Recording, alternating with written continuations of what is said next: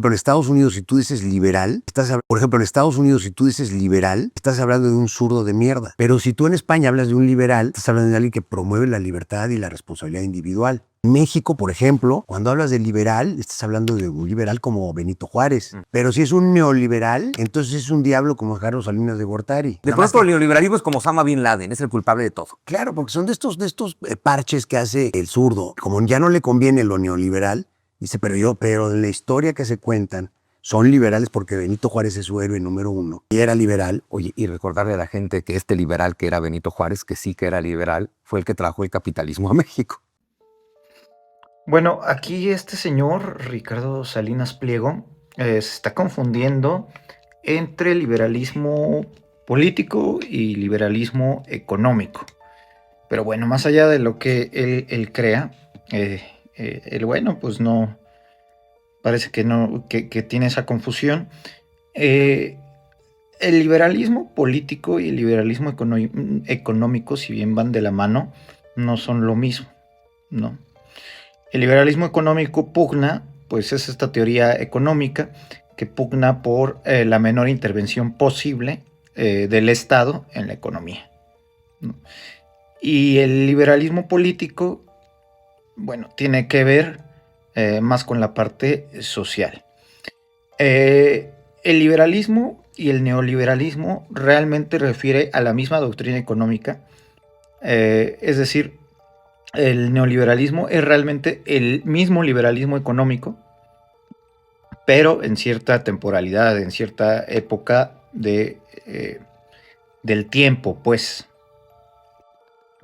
Ahora, el liberalismo político pues pugna por el Estado de Derecho y por la igualdad de todos ante la ley, lo que es extraño porque él no se ve igual que todos ante la ley, igual que todos los ciudadanos. Él se considera con derechos diferentes en la parte fiscal frente a todos los ciudadanos. No sé cómo pugna por el liberalismo político si él no se considera igual que los demás ciudadanos en la parte fiscal. Ahora, el liberalismo político y el liberalismo económico no siempre van de la mano, totalmente. Es decir, puede haber un régimen democrático que no sea tal cual de tendencia liberal económica. Es decir, donde el Estado tenga mucha injerencia sobre el aspecto económico o empresarial. O al revés puede haber un régimen con mucho liberalismo económico, pero poco liberalismo político que tiene que ver con el Estado de Derecho. Por ejemplo, los países parlamentarios en Europa, sobre todo los del norte de Europa, tienen un liberalismo político, pero el liberalismo económico no es tan claro. ¿Por qué? Porque el Estado regula bastante la actividad empresarial y económica dentro del territorio.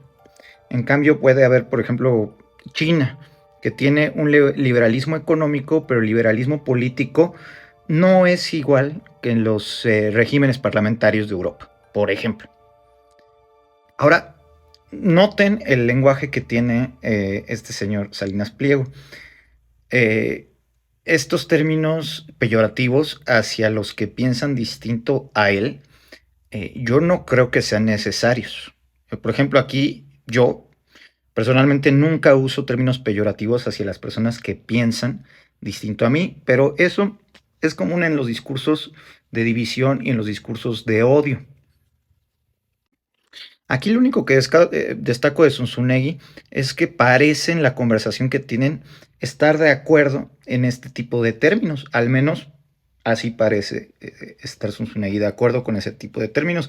Recordemos que los discursos de odio siempre tienen un objetivo o una minoría a la cual se le, como dice Zunzunegui, que todo es culpa de este señor, de Bin Laden. Bueno, pues en los discursos de odio todo suele ser culpa de una minoría, ¿no? Desde en la Segunda Guerra Mundial, donde todo era culpa de los judíos askenazís, ahora por parte del Estado de Israel todo es culpa de los palestinos, y en el caso de Trump todo es culpa de los migrantes. Esto en teoría política es muy común en los discursos de odio.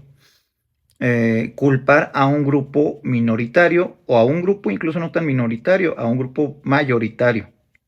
En el caso de Salinas Pliego, pues son los zurdos, ¿no? Según él.